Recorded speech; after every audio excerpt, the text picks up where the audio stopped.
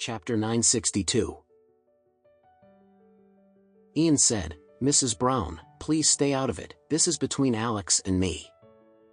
Besides, no matter who wins or loses today, the orphanage is the biggest winner.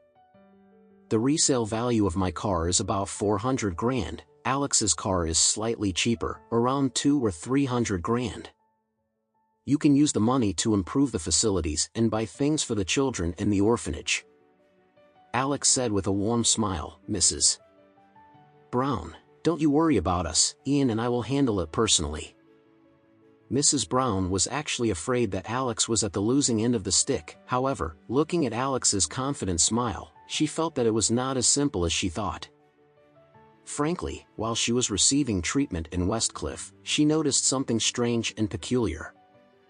Firstly, she noticed that the doctors in the hospital were very polite and respectful toward her, almost as though she was a VIP patient.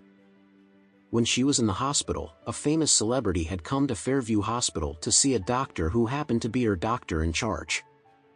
Surprisingly, she found that the doctor's attitude toward the celebrity was far less friendly than his attitude toward her. She couldn't help but wonder why the doctor and hospital staff treated her in such a gracious manner. She was just a normal employee of an orphanage, and she has come to Westcliff for the first time in her life. She didn't have any connection with anyone significant nor any influential background. What was with the special treatment anyway? The second peculiar moment was when she was on the operating table and had been injected with anesthesia. Before she passed out, she had heard the conversation between her doctor and his assistant.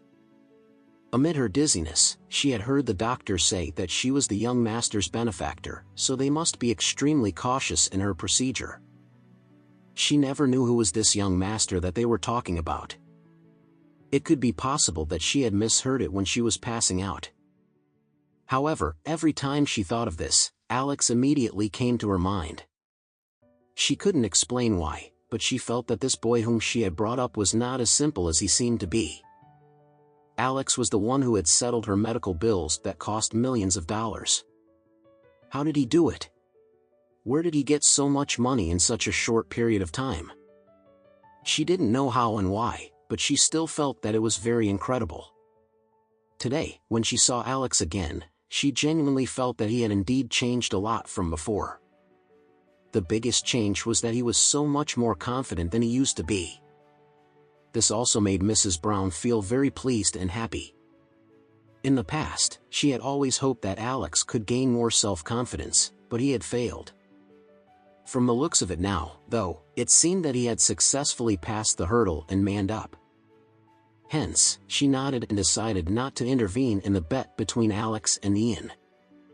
Ian grinned smugly and uttered, "Alex, to be fair, 5 people will fill both our cars, and let the passengers, including Mrs. Brown, be our witness in case the person who loses breaks his promise." Alex nodded and said, "Okay, deal. Then, Mrs. Brown, Linda, and Matt Rich will sit in my car." "Okay," Ian laughed. "My buddies will sit in my car."